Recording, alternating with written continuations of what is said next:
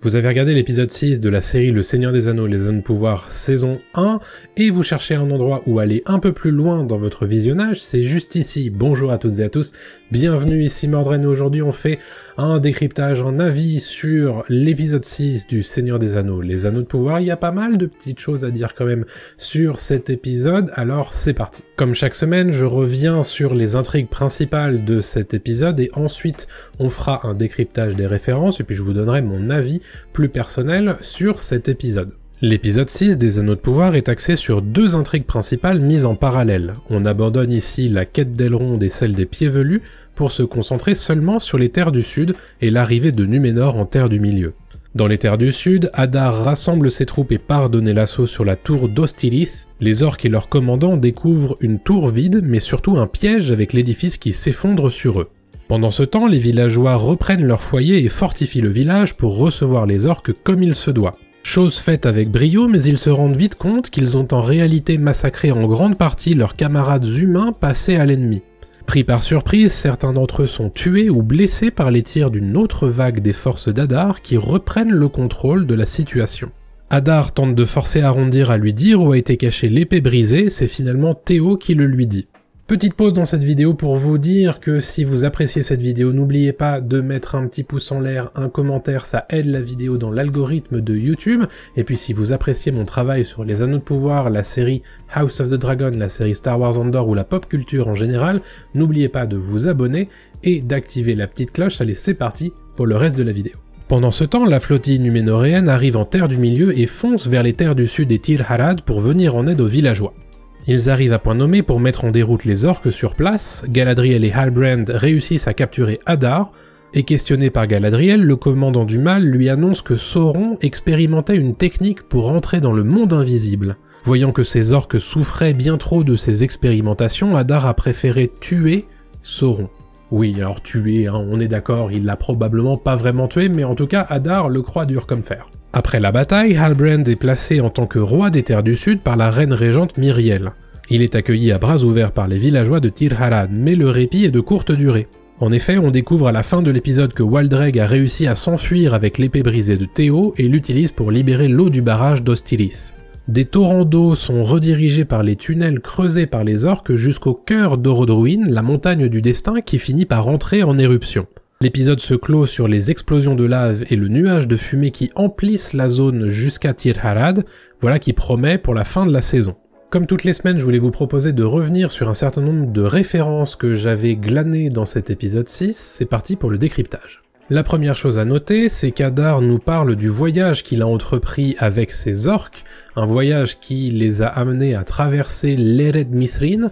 Alors l'Ered Mithrin, qu'est-ce que c'est? C'est la chaîne de montagnes, les montagnes grises qui se trouvent au nord-est à peu près de la Terre du Milieu, donc on imagine qu'ils étaient tous au nord, plutôt dans le Forodwaith, là où se trouvait la forteresse de Sauron qu'on a pu explorer dans le tout début de la saison, qu'on imagine peut-être, puisqu'elle n'est pas nommée, être la forteresse d'Utumno de Morgoth. Autre chose, il nous dit qu'ils ont entrepris ce voyage du coup, qui les a fait traverser l'Ered Mithrin, mais qui les a emmenés jusqu'à l'Efel Arnen. Alors, le mot Efel Arnen n'existe pas dans le lore de Tolkien, mais Efel ça veut dire enceinte. Alors c'est souvent utilisé notamment pour parler de l'enceinte montagneuse qui encercle le Mordor, donc on imagine que l'Arnen ici fait référence du coup à l'endroit où se trouve cette enceinte-là. Arnen, il se trouve que c'est un ancien mot pour parler de la région de l'Ithilien que l'on voit notamment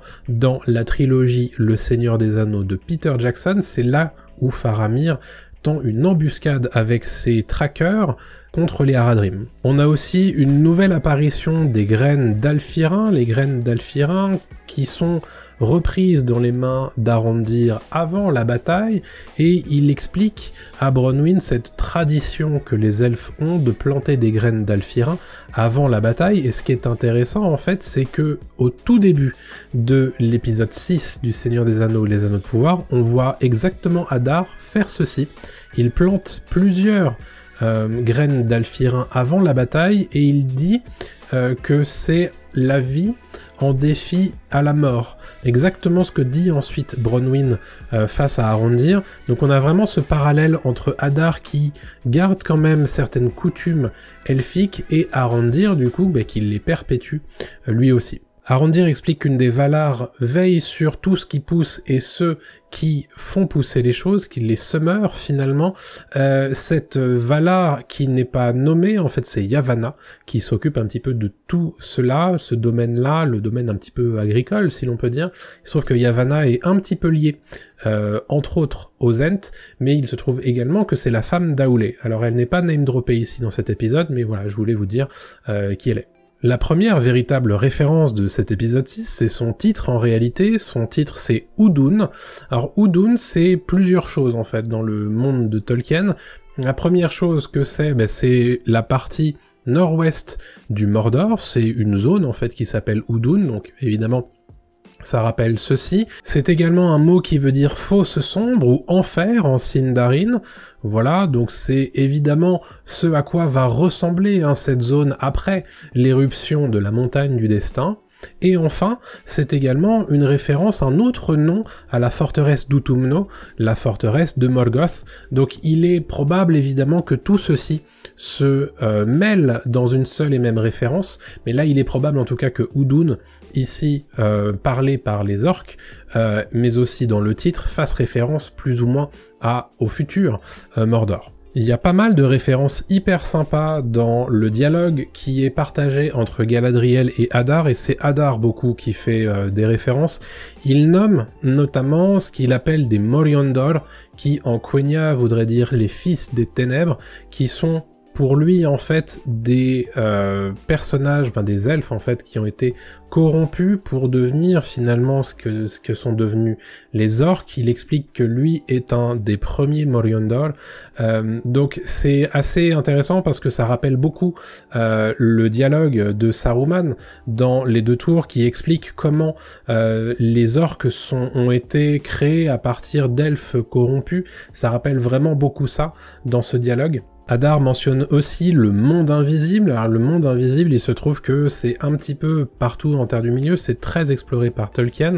Il y a le monde visible contrairement au monde invisible. Alors le monde visible évidemment, c'est tout ce que l'on voit, c'est ce que l'on voit le plus en réalité en Terre du Milieu, mais le monde invisible est lié justement à un certain nombre de choses qui sont magiques, et visiblement Hadar nous explique que les expérimentations de Sauron dans le monde invisible, c'est ce qu'on a vu en fait en creux dans les épisodes 1, surtout l'épisode 1 mais aussi l'épisode 2, dans cette forteresse potentiellement d'Utumno, elle n'a pas été nommée mais on imagine que c'est ça, où Sauron en fait a fait des expérimentations sur des orques pour essayer de comprendre comment éventuellement traverser la barrière entre le monde visible et le monde invisible, et il se trouve que la véritable manifestation du monde invisible que nous on a vu en tant que spectateur de la trilogie de Peter Jackson, c'est évidemment ce monde dans lequel baignent les Nazgûl, les esprits servant de l'anneau. C'est le monde des esprits en fait,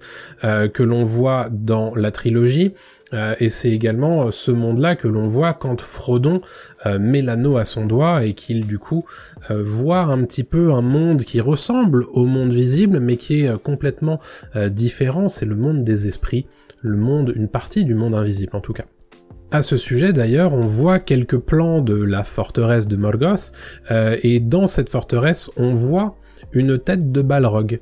Voilà, encore une fois, le Balrog qui revient un petit peu partout dans cette saison 1 des Anneaux de Pouvoir. Je vous le disais, Hadar est persuadé d'avoir tué Sauron. Bon, il est évidemment invraisemblable que Hadar ait réussi à tuer Sauron, en tout cas véritablement tuer Sauron, vous le savez, c'est un être immortel qui peut reprendre forme physique, donc il est probable qu'il ait peut-être tué sa forme physique à un moment donné, mais qu'il a repris forme physique plus tard et qu'on va le retrouver, à moins qu'on l'ait déjà vu dans cette saison 1 des Anneaux de Pouvoir, puisqu'évidemment on y reviendra, mais on ne sait pas encore qui est vraiment Sauron dans cet épisode, déjà 6, il en reste 2 et on ne sait toujours pas qui est Sauron dans la série.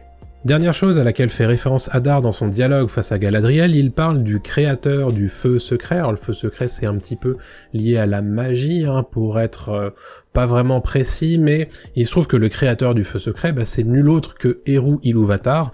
Eru Ilúvatar qui est la figure divine créée par Tolkien pour son monde tout simplement. Donc Eru Ilúvatar à qui l'on doit notamment les enfants d'Ilúvatar, à savoir les humains mais aussi les elfes. Il a créé aussi les Ainur qui, avec lui, ont chanté et créé le monde, donc c'est ce qu'on appelle l'Ainulindale. Bon, c'est évidemment une référence que vous avez tous captée, hein, j'imagine, quand vous l'avez entendu. Quand Galadriel monte sur son cheval pour partir en course-poursuite, pour essayer de récupérer Hadar par le col, elle murmure auprès de son cheval, elle lui dit Nololim. Alors Nololim, c'est deux mots en Sindarin qui veut simplement dire cours vite, et Nololim, vous l'avez forcément entendu quand vous avez regardé La Communauté de l'Anneau, puisque Arwen dit à son cheval, Asphalos, Nololim, Nololim, Asphalos, qui veut dire tout simplement cours plus vite.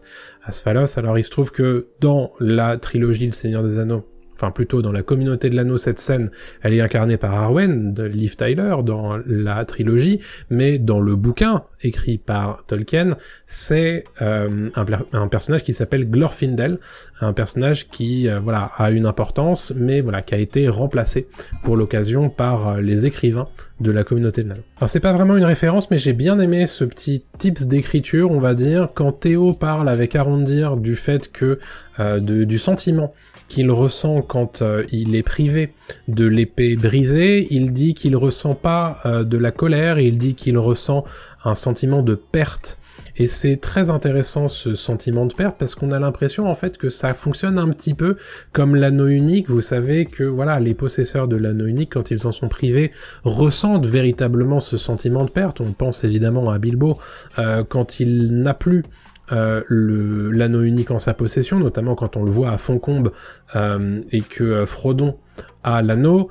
Il est véritablement attiré par l'anneau, il veut le récupérer, évidemment la même chose du côté de Gollum et de Sméagol, donc forcément ça m'a rappelé un petit peu ce système-là, en imaginant évidemment que on pourrait imaginer que cette épée brisée soit une espèce de proto-anneau unique, en tout cas ça m'a fait penser à ça. Enfin, dernier petit truc, on entend Elendil parler de Wistreness, et Wistreness il se trouve que c'est tout simplement un mot équivalent à Numénor, tout simplement.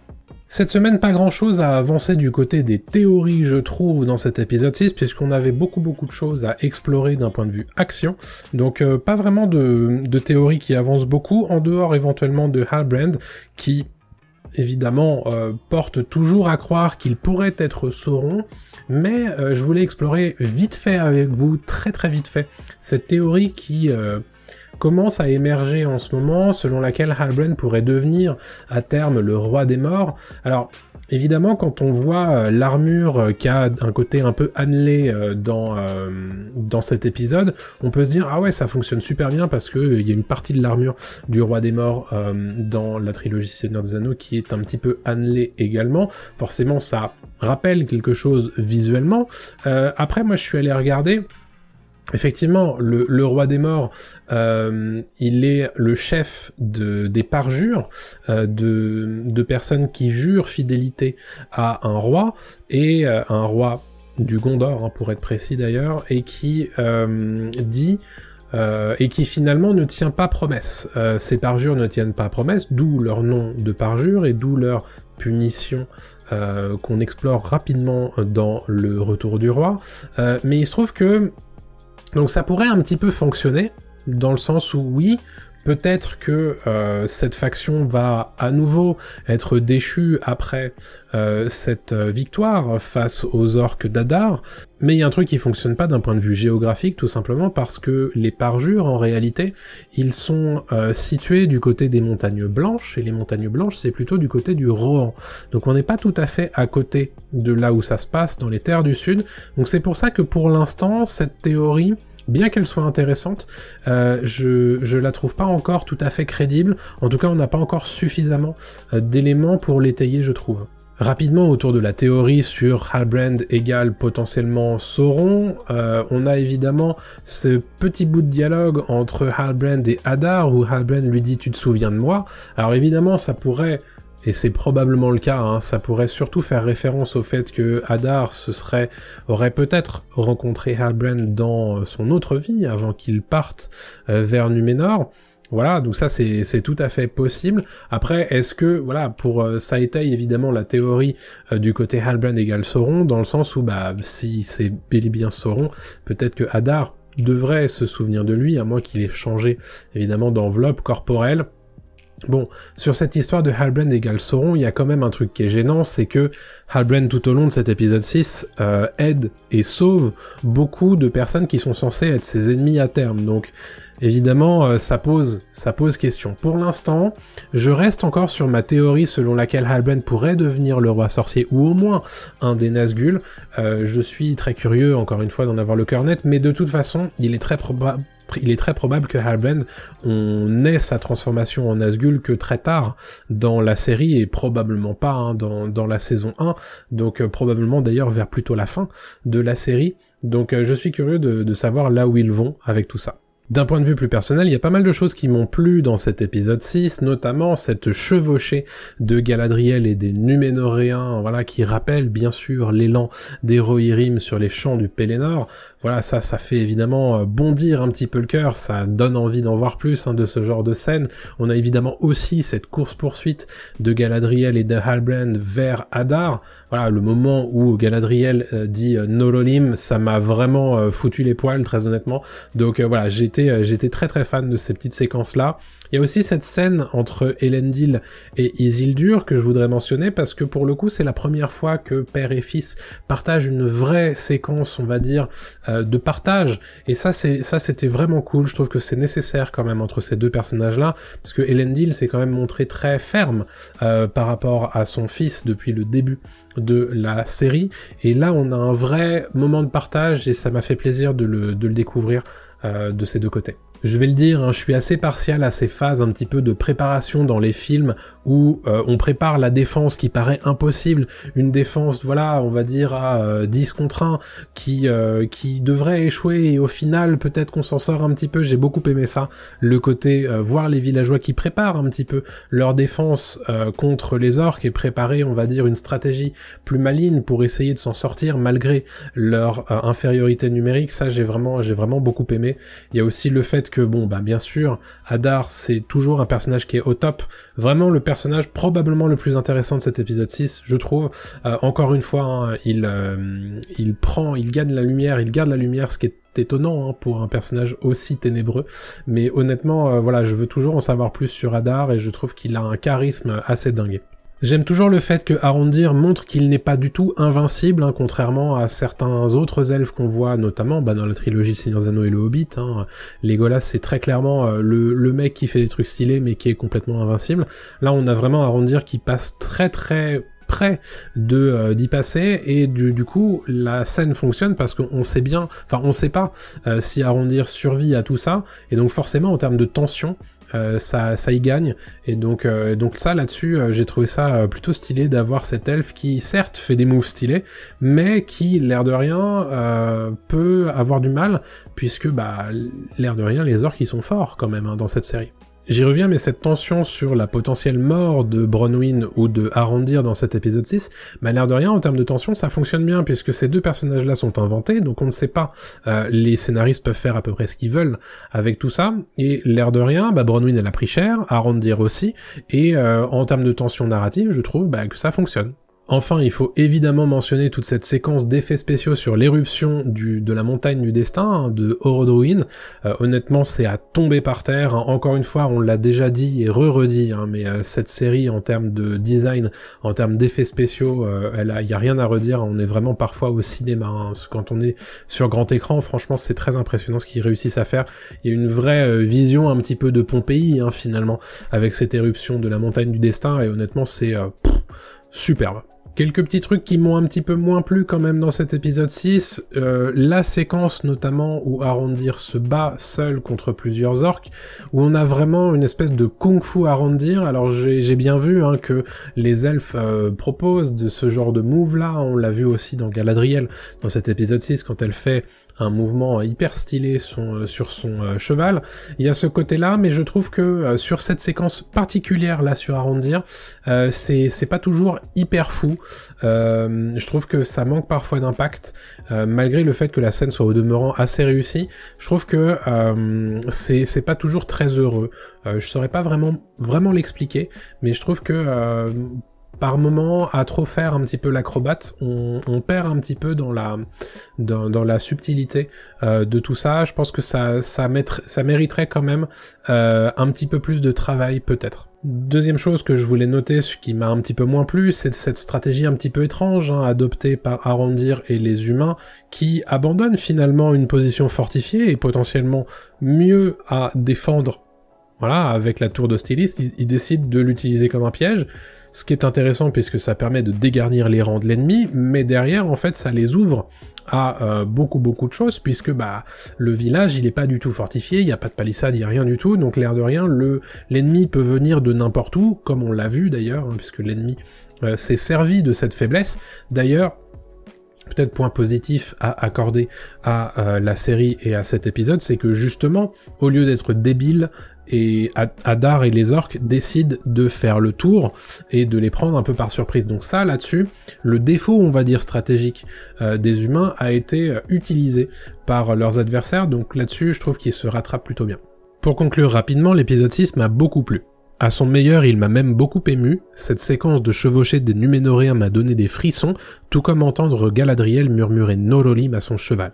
Les séquences d'action sont plutôt assez cool, l'air de rien, et ça fait du bien de se centrer sur une seule et même intrigue pour cet épisode. Il ne nous reste désormais plus que 2 épisodes à découvrir sur cette saison 1, et cet épisode 6 nous offre à peu près tout ce qu'on pouvait attendre d'une série Seigneur des Anneaux. Des instants de bravoure, des séquences d'action, de la tension, mais aussi du développement et des références sur l'univers, c'est peut-être l'épisode le plus complet et réussi de la saison pour l'instant. Voilà ce que je pouvais dire sur cet épisode 6 du Seigneur des Anneaux, les Anneaux de Pouvoir. J'espère que cette vidéo vous a plu. Dites-moi dans les commentaires ce que vous avez pensé de l'épisode et de la vidéo bien sûr. Notez l'épisode 6 entre 1 et 5 pour me donner un petit peu votre avis général sur cet épisode. N'hésitez pas à mettre un commentaire, comme je vous le disais, et à mettre un pouce en l'air, puisque ça aide beaucoup la vidéo dans l'algorithme de YouTube, et surtout n'hésitez pas, si vous appréciez mon travail, à vous abonner et à activer la petite cloche, pour ne rien rater de mes futures vidéos sur les Anneaux de Pouvoir, sur House of the Dragon, sur Star Wars Andor, mais aussi sur la pop culture en général. Quant à moi, je vous donne rendez-vous très bientôt pour une prochaine vidéo. D'ici là, portez-vous bien, à très bientôt tout le monde, salut à tous!